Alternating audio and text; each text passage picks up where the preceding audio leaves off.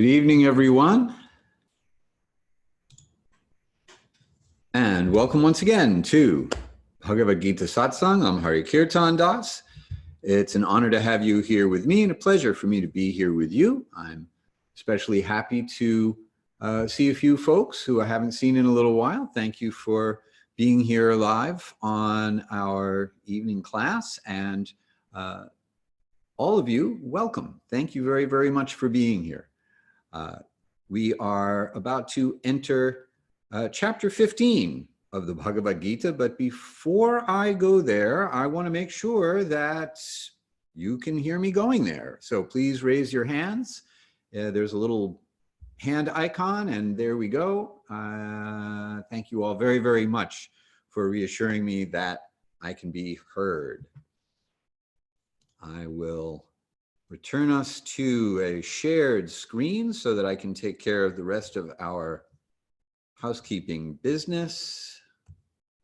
So for those of you who are new or newer to the satsang, you can adjust your audio settings and your viewing options up in the upper right-hand corner. No need to worry about your mic or video camera because I cannot see or hear you, even though you can see and hear me. If you would like to be heard, please pop a question or a comment into the chat window. You can also use the Q&A box if you so desire. And with that, last week, we finished chapter 14, the yoga of seeing the qualities of material nature. A really wonderful aspect of yoga that I think doesn't get as much attention as it deserves in modern yoga, insofar as it provides us with a lens to see the world in a very, very different way than we might normally look at the world. So we looked at how to recognize one who is beyond the influence of these qualities of material nature, how to become someone who is beyond the influence of the qualities of material nature. And then we closed out the chapter with an interesting verse that I'm going to revisit today. Krishna as the foundation of Brahman, that is to say, the foundation of all being, dharma, the essential nature of a thing, and sukha, happiness or joy, sweetness, spiritual bliss. So we finished up with verses 21 through 27. Tonight we begin chapter 15, the yoga of the Supreme Person, with an upside down tree, some directions as to how to get there from here, and no electricity needed. Verses 1 through 6 are going to be the topics for this evening. And before we get into those topics, we will, as is our usual practice, chant this invocation mantra. This is part of the tradition of satsang, beginning a gathering of people who are interested in a discussion of the ultimate truth by chanting a mantra. I'll explain a little bit about the transliterated Sanskrit and the marks that indicate how to pronounce everything. So the dot over an M indicates we close our lips together in front and at the same time close the back of our tongue to the back of the roof of our mouth. A bar over a vowel indicates an open and elongated version of the vowel, absent the bar, a short and a little more contained version of that same vowel. So I will chant this Sanskrit mantra, and if you like, you can chant it back. Om Namo Bhagavate Vasudevaya.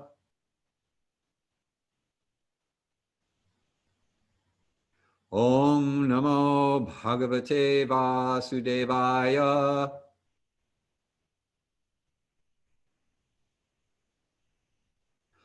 Om Namo Bhagavate Vasudevaya.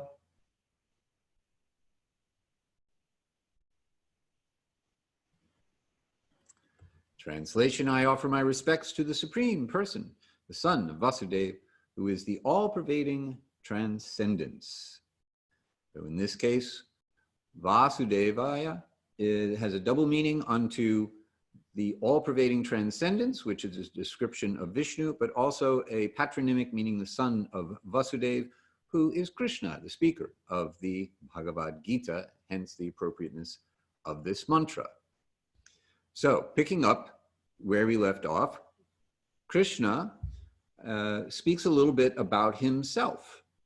And this is a really important verse, so it's worth spending a little extra time with. The translation: indeed, I am the foundation of that imperishable and eternal Brahman, which is the constitutional position of ultimate happiness. So, with this verse,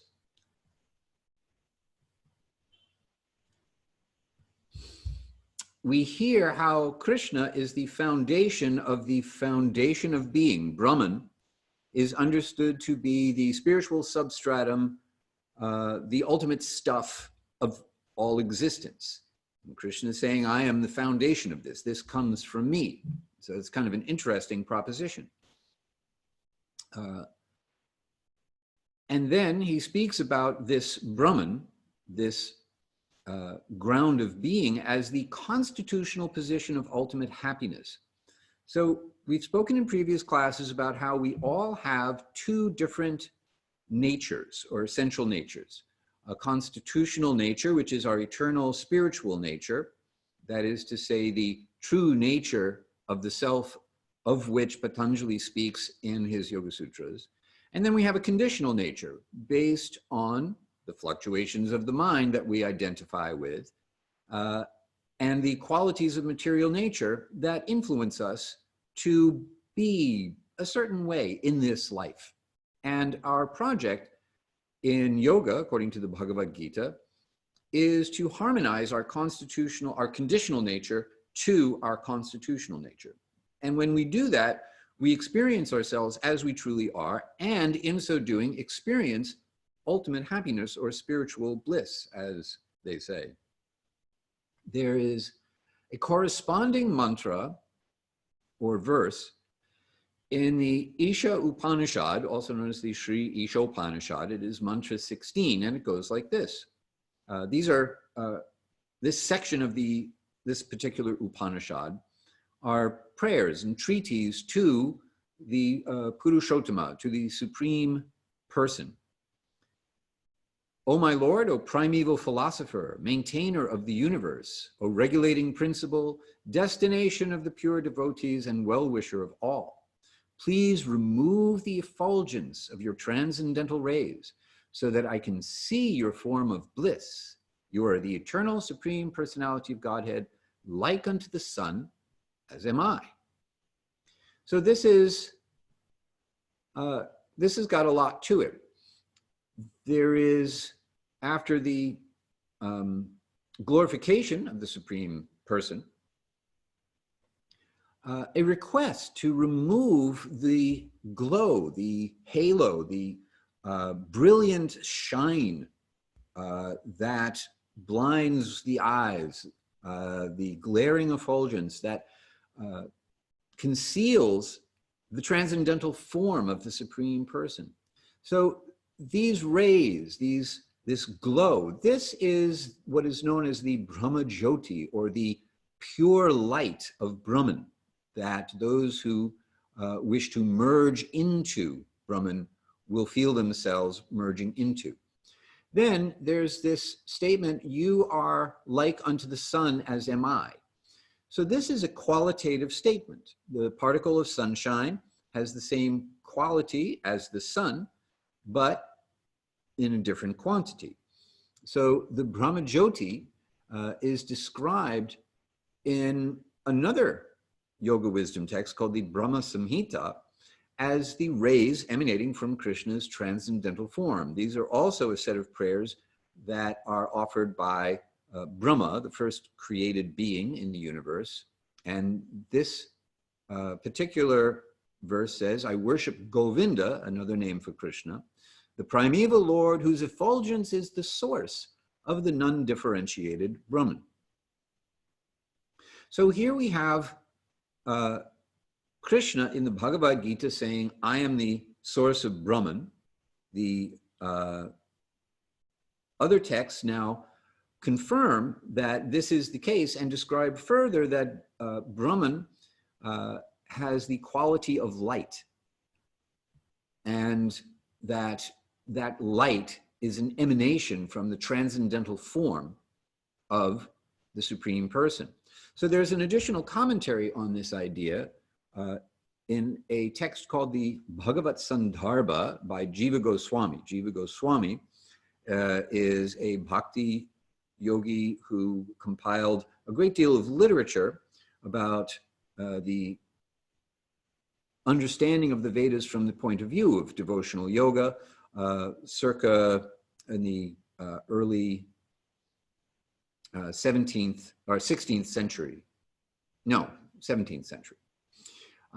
Anyway, in his Bhagavad-gita, Jiva Goswami says that the full potency of the absolute truth is not realized in the Brahmajyoti, or the effulgence, the rays of Brahman. Therefore, Brahman realization is only a partial realization of the personality of Godhead.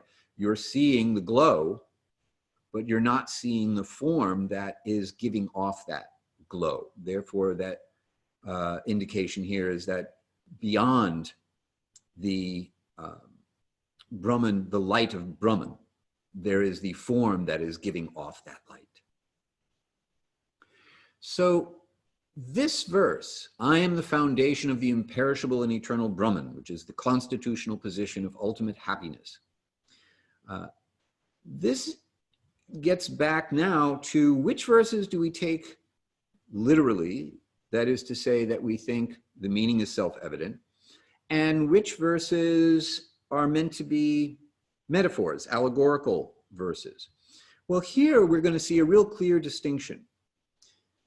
This last verse of the 14th chapter appears to me, and appears to the teachers that I am referencing, to be something to be taken literally. There's a supreme person, Purushottama, ultimate person, who is the foundation of being itself. And one can know this supreme person. And the quality of spirituality and spiritual happiness, the experience of spiritual happiness, is a shared quality between us as infinitesimal parts of the infinite complete whole and the complete whole. So this is now something we can say, well, that's something we should understand as it just means exactly what it says. When we begin the next chapter, chapter 15, there's clearly an allegory here. Krishna is going to use a metaphor in order to help us understand the nature of the material world and our entanglement with it.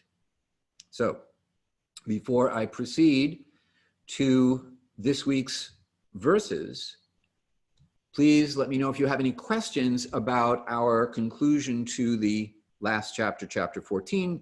Go ahead and pop a question or a comment into the chat, and I will keep my eyes on that for your questions and comments.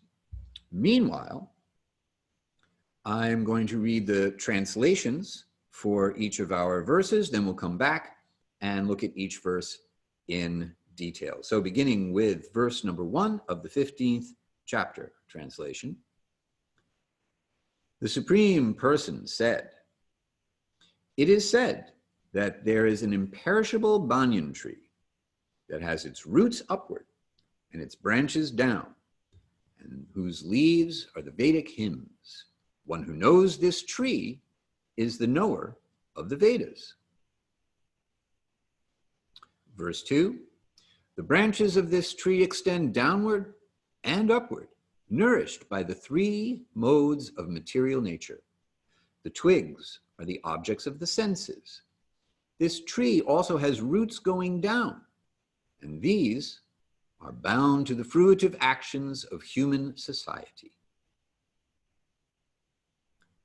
Text 3 and 4 together. "The real form of this tree cannot be perceived in this world. No one can understand where it ends, where it begins, or where its foundation is.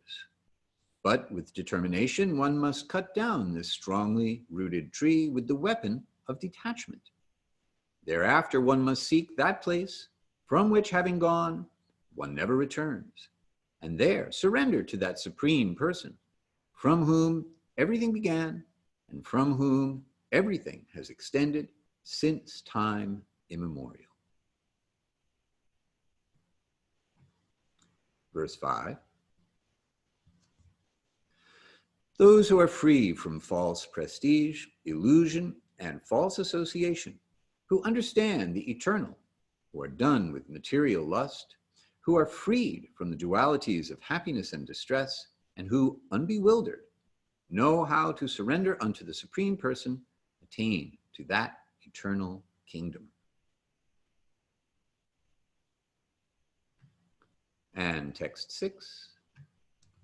That supreme abode of mine is not illuminated by the sun or moon, nor by fire or electricity. Those who reach it never return to this material world. All right, so now I'm going to go back and we'll look at each verse. Now, if you are looking at an edition of the Bhagavad-gita that has a different translation from the ones that I just used, then I would be particularly interested to know about that translation. And if you want to put it up in the chat, then we can compare different translations and what we might learn, how our knowledge of these verses might be expanded by this exercise in comparative yoga philosophy. So if you have such a thing and you want to share it with us, please go ahead and do so. All right. Back to verse 1, and this is one of two verses that I would like to chant with you this evening. So I will go through a little further description of the diacritics, the pronunciation cues that you will see in transliterated Sanskrit. The accent mark over an S indicates an SH sound, but an SH sound that is pulled back in one's mouth rather than right behind one's teeth. So instead of a high-pitched white noise, sh, it will be a low-pitched pink noise, sh. The bar over the vowels, I have already explained. A dot under an H at the end of a word is going to be a short stop on the vowel that precedes it, unless the dot under the H is at the end of a line, which does not apply to this verse and perhaps to the next. You pronounce each letter that you see. So if an H appears after another consonant, then you put some air after that consonant. You also pronounce both T's. If two T's are together, you hit the brakes on the first T and then take off from the second T. An N with a dot underneath it, you're going to curl your tongue back into the center of the roof of your mouth rather than put the tip of your tongue behind your teeth. So instead of na, it'll be na. So it'll have more of a knuckle sound to it, a little more nasal. And that covers us for the diacritics in this verse. So I'll chant each line, and if you like, you can chant each line back. Here we go.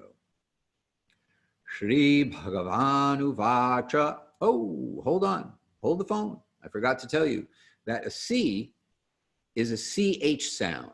If you want a K sound, you get a K. If you want an S sound, you get an S. So what's a C to do?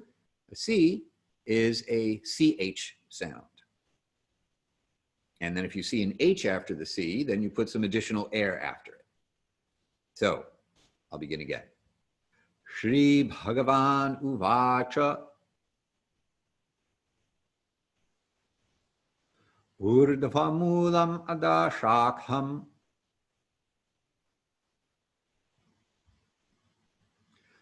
ashvatam prahur avyayam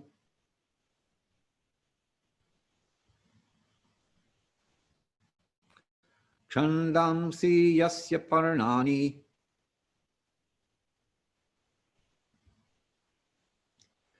yastam veda savedavit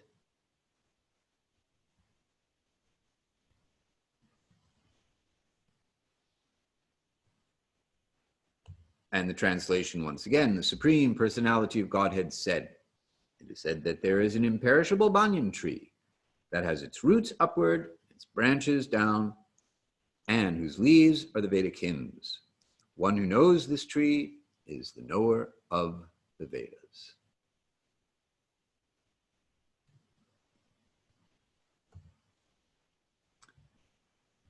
This is the tree, or the kind of tree, that Krishna is speaking of. And the entanglement of this material world is here compared to this kind of banyan tree. It's got roots going down, it's got roots coming up, it's got branches going everywhere. So the trees, but it's an upside down tree. Krishna specifically says the roots are growing upward because they begin from the source of creation. The fruits represent the results of our activities. Namely, there are 4 activities or results from activities in material life according to the Vedic tradition, speaking in a general sense. And they are piety or religiosity,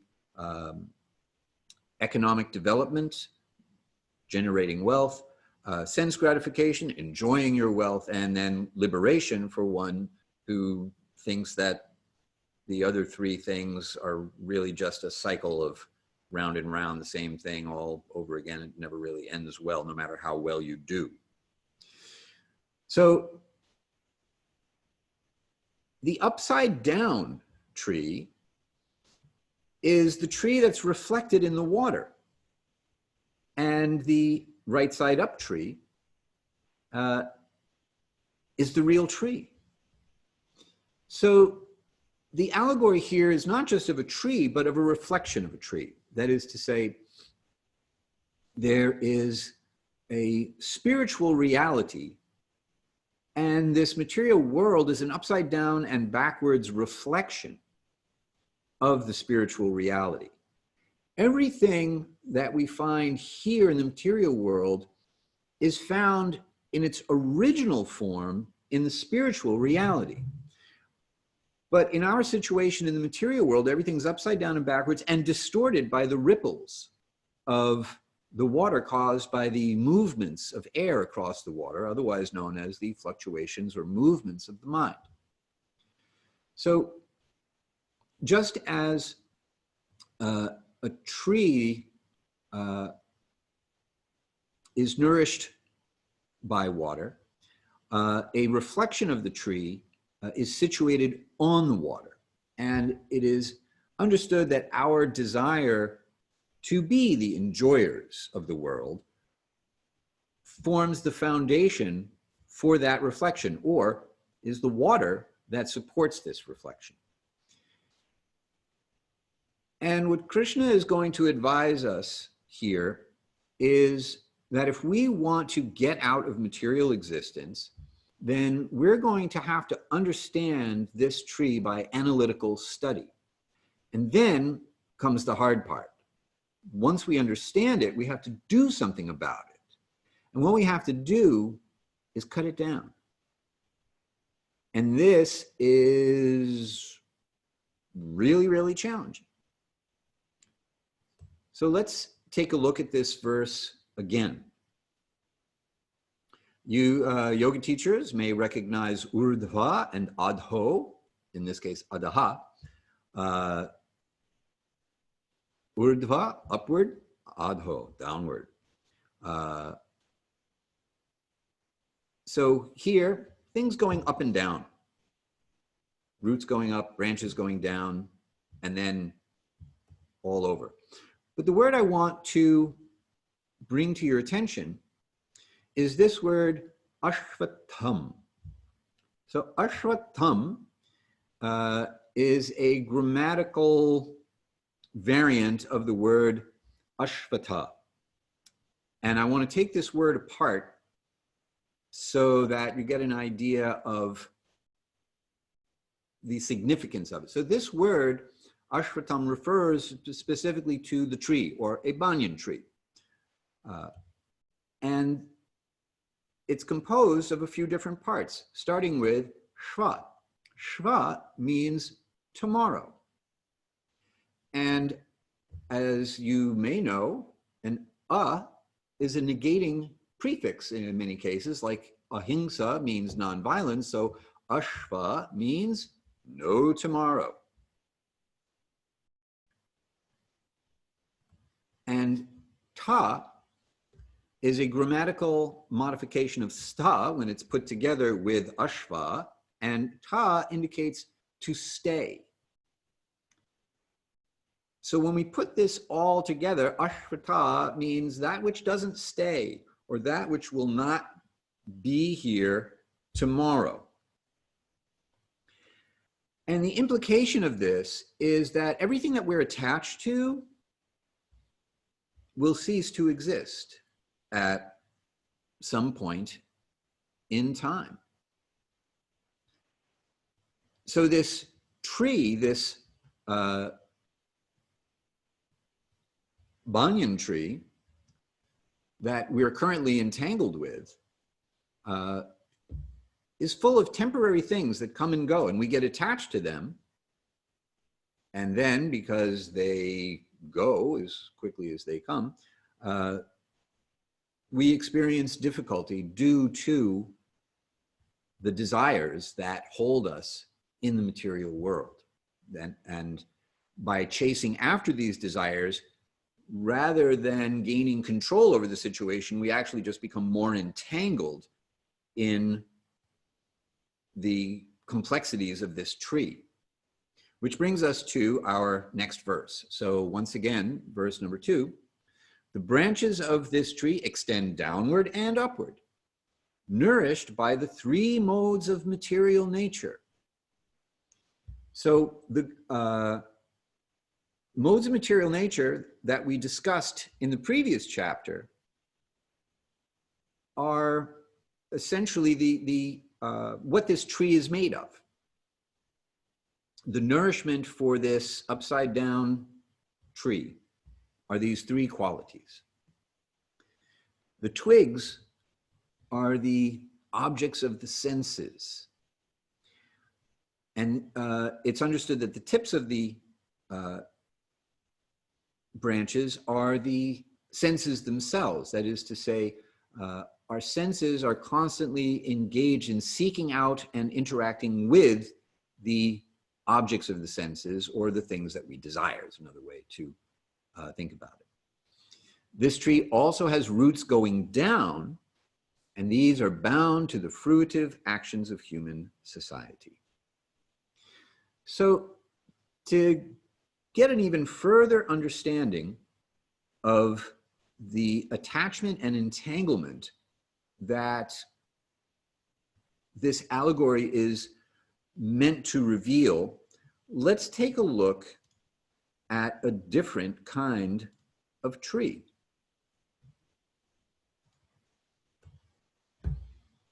A family tree.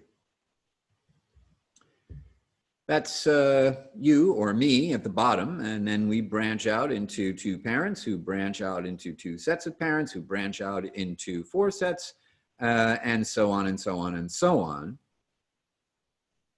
And this is another example of a upside down tree with its roots in the air, because the roots of us are back behind us. We can look at this a different way. You can see how complicated it is in that there's roots going up and there's roots going down, there's branches going side to side, because here we are and we've got parents and grandparents and great-grandparents and all of their relatives, and then we ourselves may have offspring or siblings, and they have kids, and we got cousins, and it's goes all over the place because we got 2 sets of parents, so we've got things going in all these different directions. Ashratam, that which will not exist tomorrow. Here's what it looks like in person, which makes it, frankly, a little more real, a little more substantive. So based on my best analysis of this photograph, I would say that all of the youngest people in this photograph, if they're still here at all, would have moved into the center and be seated in the seat of the grandparents or great-grandparents. And everyone else is gone or going soon. And soon they too, those who were little children in this photo, they will also be gone. And on it goes. So this situation is temporary. That is to say, tomorrow won't be here. And this is another way, and a very challenging way, to think about what Krishna is telling us, or where he's going with this. Because our sense of identification as a member of a family, a member of society, a member of a nation, is very, very deep. I had an experience of that recently. It was a very nice experience, actually. It was a wonderful experience, but it also illustrated this point. I reconnected with a family member that I haven't seen in many, many years. And it was wonderful. And we really felt like we recognized each other and could see each other in a very unique way because of our shared past and because of how we were similar by virtue of how the qualities of material nature have made us. And it was very sweet to experience this kind of ineffable familiarity. And yet, it is a perfect illustration of just how deep such attachments, such senses of identity can be, and how challenging it is to be able to let go of them, or at least be able to see them from a spiritual perspective. Yoga challenges us to let go of our attachments. And it is only until we actually identify our attachments and make the attempt to let go of them, or as Krishna is about to tell us, to cut down this tree, that we realize just how difficult it is. And how we go about doing that is an art and a science. Because yoga also challenges us to take responsibility for our destiny, to act in a responsible way in response to our destiny, and to be compassionate to everyone.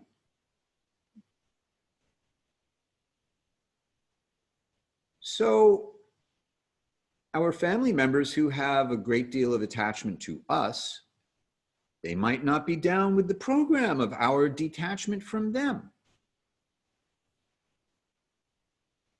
And this assumes, of course, that it's a positive relationship. You know, when we have problems with our family, and then it becomes an aversion, and you know, they may still have problems with our aversion to them, but we don't have problems. Regrets, maybe.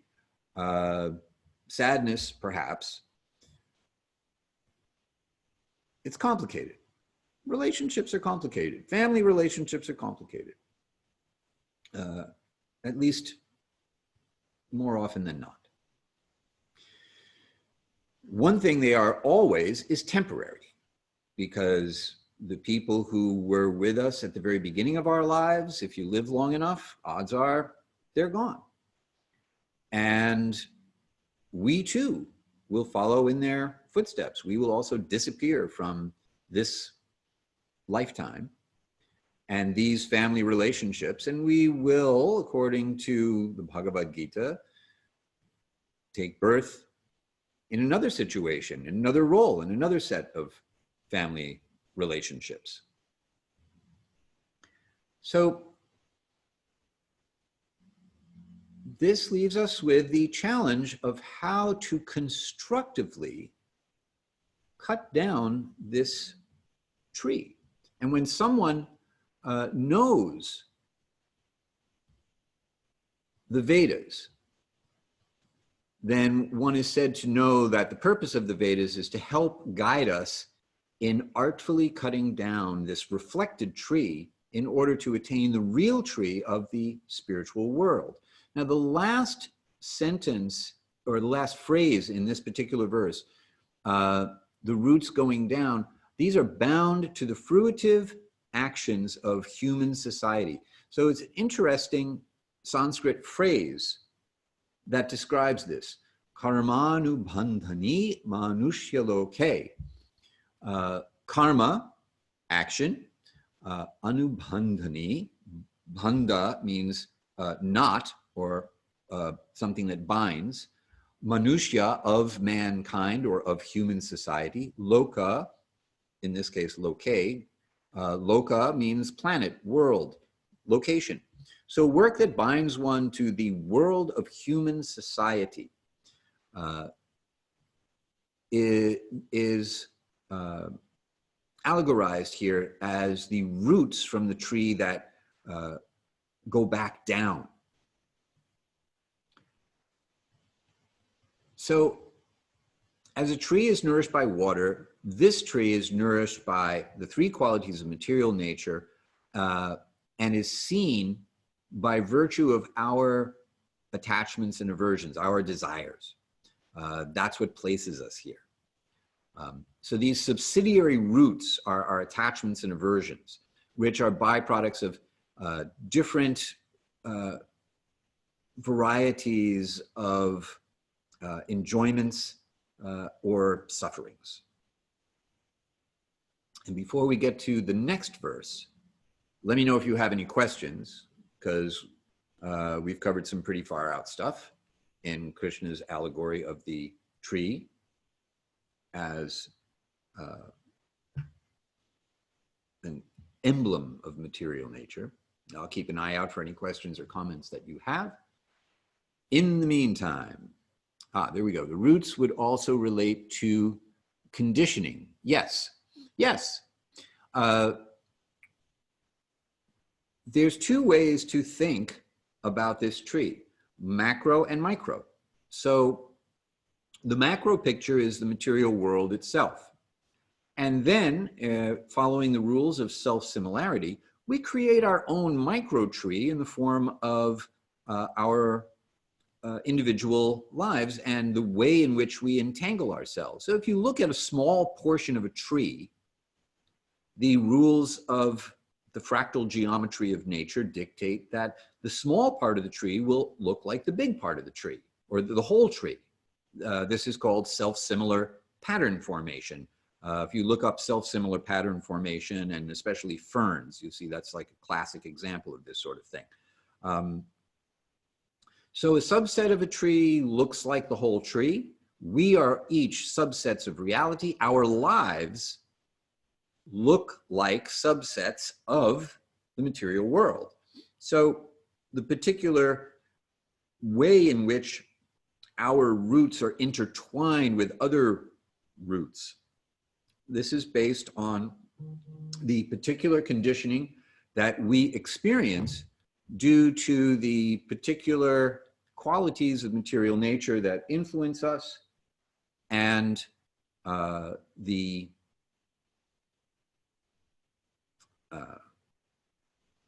reactions to past actions that we experience. So thank you very much for your question.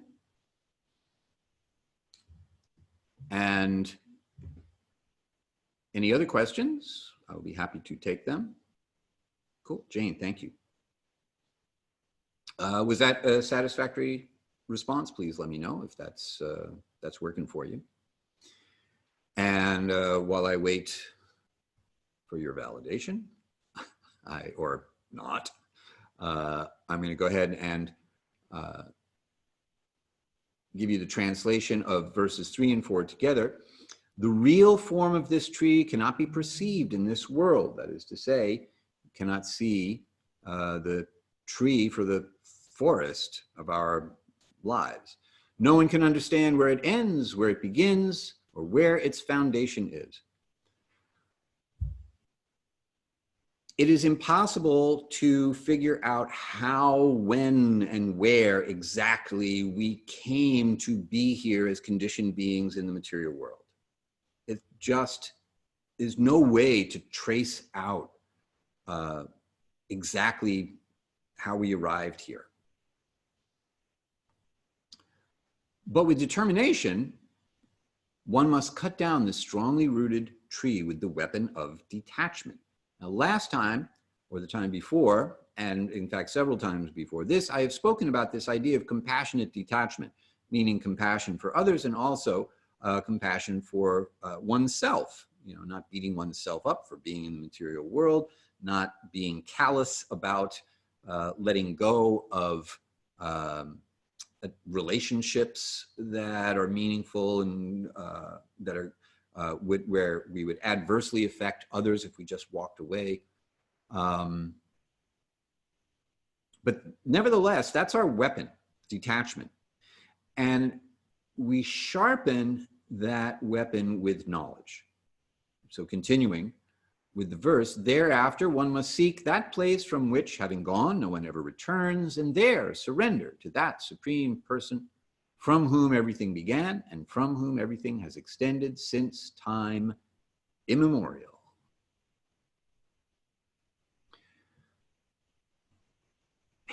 Now, who is this person? This is one of these interesting instances where Krishna speaks about himself. And Jane, I got your follow-up question. I'll come back to it in a second. He speaks about himself in the third person. Because back in the 10th chapter, 8th verse, he already established that he is the source of everything. Aham sarvasya prabhava. I am the origin of everything. Aham means I. So there, in that chapter, he speaks about himself in the first person. Here, he says that personality of Godhead, that supreme person from whom everything began and from whom everything has extended since time immemorial. So this is actually one of the really challenging aspects of the Bhagavad-gita, that Krishna goes back and forth between speaking about himself in the first person as the cause of all other subsequent causes, the origin of everything, the foundation of being itself.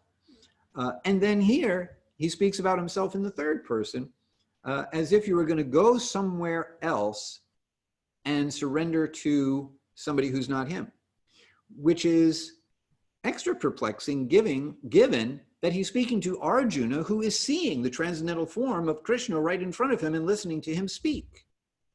And he has taken the position of a surrendered disciple to receive instruction from Krishna. So it's a kind of complexing verse in that respect. And if it's challenging to wrap your head around it, well, that's why, or that's one of the reasons why. All right, let me get to a question. Impermanence and clinging. Wouldn't reincarnation imply we are coming back to continue working through our clinging? That's exactly what it would imply.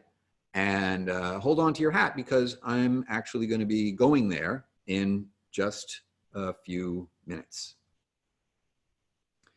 So, verse number 5. Those who are free from false prestige, illusion and false association, who understand the eternal, who are done with material attachment, who are freed from dualities of happiness and distress, and who are unbewildered, know how to surrender unto the Supreme Person and attain that eternal kingdom. So here now is an additionally perplexing verse, because Krishna is telling us, here's how you get there from here. And it seems like the process of getting there is the same as what you will do once you get there. He says, you go to the place beyond this material world, that is to say, the spiritual reality that is reflecting, of which this material world is a reflection, and then surrender to the Supreme Person. And now here he's saying, those who actually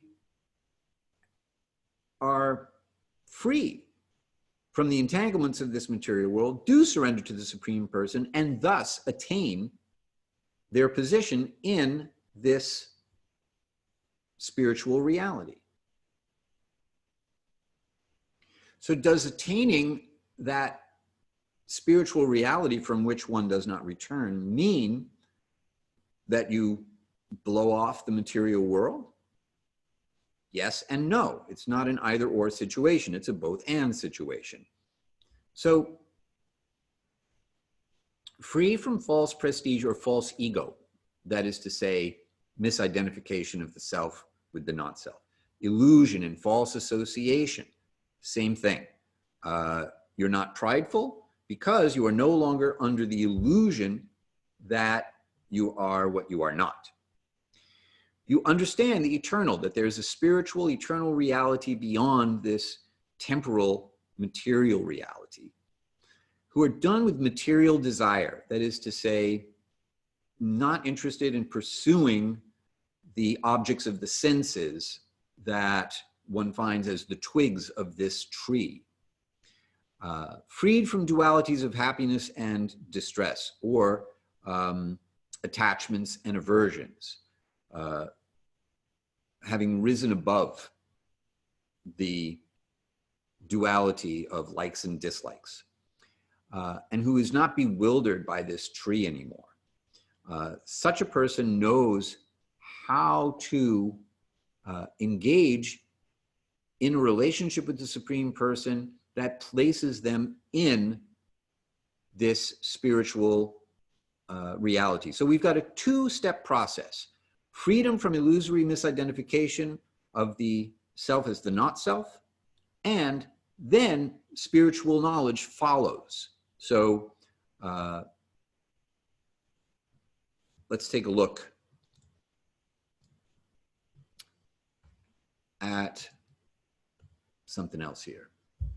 Okay, so last time I showed you this illustration, lifetime after lifetime after lifetime along the trajectory of time. We have karma that we generate by virtue of clinging to impermanence. And we chase after impermanence life after life, and we come back to continue working through the clinging we didn't give up in our last life, and if we're unfortunate, to work through the clinging that we develop in our next life, because our tastes change, our desires change. They're constantly changing from one desire to another, either quickly over one lifetime or slowly over many lifetimes. Once we get to the point of theoretical knowledge, and we put that theoretical knowledge into practice so that our consciousness is gradually elevated through the qualities of material nature up into a position of transcendental consciousness, so that we no longer have this sense of misidentification with the conditioned nature, or the material nature. Then we still move through the world, but the world does not control us. And gradually, we may play out the string of our karma and thus no longer have an obligation to return to a material body in this material world. That doesn't mean that we immediately turn our back on the world and renounce the world, but rather we understand the world as a divine energy that we move through from a spiritual position. So for a transcendentalist, maybe you take birth in the material world, maybe you don't.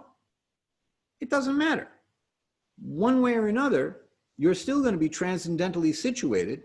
You're going to understand the world for what it is, and you're going to use it or engage with it in a spiritually constructive way because you understand that it's a divine energy meant for you to use in service to that supreme person whom you surrendered to, rather than something for you to use as a vehicle to chase after your own material desires, or that is to say, you stop clinging to your likes and dislikes, attachments and aversions, et cetera, et cetera. So, Jane, coming back to your quick question, I hope that takes care of that. And that is going to bring us to our last verse for the evening, and we will chant this one as well. Let's see if there's anything new to add to your welcome. Let's see if there's anything new to add to, here we go. The dot under the H appears at the end of a word, at the end of a line, the second line to be precise. And therefore, instead of a short stop on the vowel, we are going to echo a short version of the vowel back. So you'll see that, how that works when I chant it. And we don't have too many other pronunciation cues in this particular verse. So once again, I will chant the Sanskrit line by line. You can chant each line back if you like. Na tad bhasayate suryo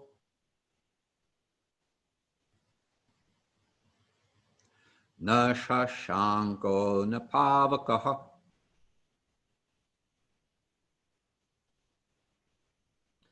yad gatva na nivartante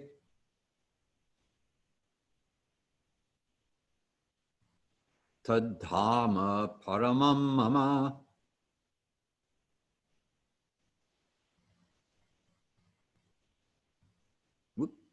Translation again. That supreme abode of mine is not illumined by the sun or moon, nor by fire or electricity. Those who reach it never return to this material world. So this is kind of an interesting verse and an interesting translation of pavaka, or fire. Both words have been used, fire or electricity. And it can mean either one, that is to say, electricity as a force of nature or as a harnessed force of nature, which is to say that in the spiritual reality, you don't need a light bulb. Now, the sun and moon may very well be there. After all, we've got a sun and moon in the material world. Whatever is here has got to be there in its original form.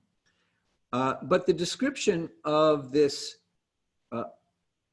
tat dhamma, let's go back for a second. So that bottom line, tat dhamma, dhamma means abode or place.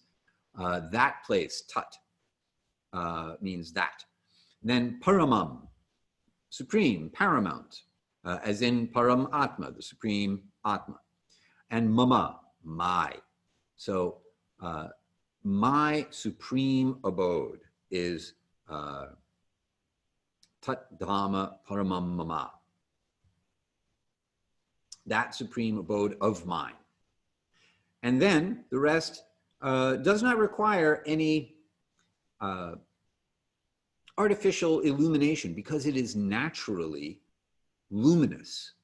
Now, back in the 8th chapter, Krishna also spoke a little bit about this spiritual world. He says, beyond this, being beyond the material nature, there is yet another unmanifest state of being, which means you can't see it from here. If you're in the tree, you can't see, in the reflected tree,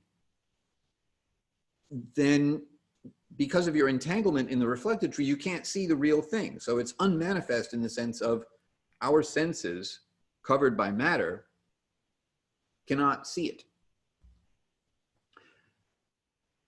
That unmanifest state of being that is eternal and transcendental. And when all who are in this world vanish, that part remains as it is. So even though generation after generation after generation of families come into being, stay for some time, go out of being, everything eventually vanishes here, but that part sticks around. So once again, we have this idea of spiritual energy. Now let's say that all of our material lives are finished. We've played out the string of our material existence, and here we are in pure spiritual existence. But that does not mean that we are just going to hang out in what we discussed earlier as the Brahmajyoti, the light of Brahman. But rather, just as Krishna is the source of the glow, the form of Krishna is the source of the glow of Brahman, Krishna's world is also glowing, as he has described in this verse. So not only do you have everything that you see here in the material world present in the spiritual world in its pure form, namely a Purushottama, a supreme person who also has relationships, who also has everything that we have here, but in its pure and eternal version rather than its temporary and diluted version. And not only that, it's really bright. It's luminous. It's all lit up because everyone and everything is self-luminous in this spiritual abode, or this Dhamma, Paramamama of Krishna's. And that, as they say, is that, at least for now. We covered our upside down tree. We spoke about how to get out of the upside down tree and into the right side up tree, and how no electricity is needed to get there, or once you get there, how the process is very much the same as the result, or that the means to the end and the end in and of itself are the same. And I'm going to put something in the chat. And here's why. I showed you that photograph of the Banyan tree earlier. That photograph came from this book, Bhagavad-gita, a photographic essay by Vishaka Dasi. It's a visual guide to the Bhagavad-gita. So Vishaka is a extraordinarily talented photographer, and her book, this photographic essay, is a wonderful way to study the Bhagavad-gita. So I've given you a link to her book, which you can buy from the Evil Empire, or you may also be able to order it through your local bookstore, through IndieBound or such like that. Anyway, I highly recommend this book. Any questions? We got just a little bit of time left. And so if you have any questions, I will be happy to stick around for a few moments and see if I can come up with a satisfactory answer. If you have questions after the fact, if you are watching this after the fact, please write to me at Hari@Hari-kirtana.com. I am always very, very happy to hear from you. She also narrates it on Amazon Prime as a short documentary. Oh, how nice. Okay, so this is also a very cool thing. So you can also find Amazon Prime and hear Vishaka narrate her book. All right, Jill has a question. How on earth do you let go of attachments to family members? This is very, very challenging thing to do. It's a gradual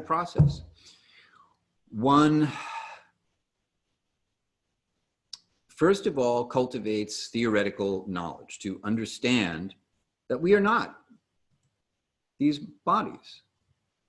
And therefore, family attachments that are based on the body are temporary, and therefore they are conditionally real or relatively real as opposed to absolutely real. Our tendency is to think, and this is especially challenging for women who are mothers, because the physical attachment to your children begins as soon as you are pregnant.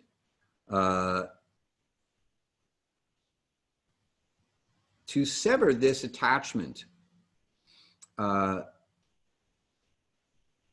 is very, very challenging, and therefore requires, first of all, proper understanding, then practice. Nothing happens right away. By developing or cultivating a spiritual practice wherein we increase our attachment to the spiritual source of our being, namely the Supreme Being, that loosens up our own sense of identification of being this body. And when that spiritual practice results in a little bit of spiritual awakening, that is to say, when it becomes experiential knowledge rather than theoretical knowledge, then those feelings of detachment accompanied by compassion can start to become manifest. So this disentanglement is an internal experience. It doesn't mean that we just cut our ties and walk away pretending that we don't care anymore, because we do. By nurturing our spiritual consciousness over time, the letting go happens naturally as opposed to artificially. And somewhat paradoxically, our affection for family members actually increases because it expands on a spiritual level rather than on a material level. And that sense of affection is not dependent on material conditions, of how they act towards us, or the things that they do. We don't have to love them in spite of something. It's a natural compassion that just flows spontaneously from the heart on the spiritual platform, and in this way is free from any material encumbrances. So this is the great paradox of cultivating spiritual love in family relationships, that our attachment decreases, but our affection increases. And it takes time and practice based on real spiritual knowledge in order for that to take place. So I hope that that is a satisfactory answer for now. Okay, good. All right, so let's finish up. We're running just a few minutes over, and I thank you very much for sticking around for an extra couple of minutes. Next week, we will cover verses 7 through 11, where we will talk about how we struggle with the six senses. That's right, 6, count them, 6. The science of samsara, which we touched on a little bit in our class this evening. Reincarnation, or the transmigration of the self from one body to another body over multiple lifetimes. And we'll talk about how seeing is believing. And that's going to be next week, the special, I believe, Halloween edition of Bhagavad-gita Satsang. And unless we have any other questions, Annie, thank you so much. Jill, thank you for your question. Jane, thank you for your question. Thank you to all of you for being here this evening and sharing your very valuable time with me. I hope to hear from you if you have any questions after the fact, and see you next time when we gather for our Bhagavad-gita Satsang. So until then, have a wonderful evening, and I will end this meeting for all.